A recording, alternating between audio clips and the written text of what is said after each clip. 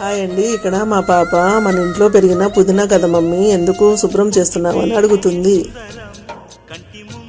ఈసారి పుదీనా ఆకులు కొంచెం ముదిరిన తర్వాత కట్ చేసాం కాబట్టి ఇంకా కొమ్మలు కొంచెం హార్డ్గా ఉంటాయి కదా, ఇంకా అన్నీ శుభ్రం చేసుకొని పెట్టుకుంటున్నాను ఒక బాక్స్లో అని అంటున్నాను.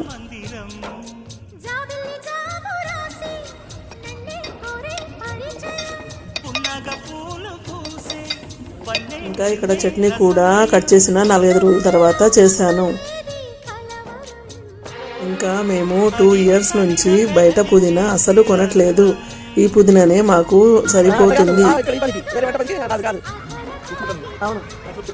ఇలా కట్ చేసిన వెంటనే శుభ్రం చేసుకుని ఒక బాక్స్లో పెట్టుకుంటే ఇంకా 2 వారాల వరకు చాలా ఫ్రెష్గా ఉంటాయి.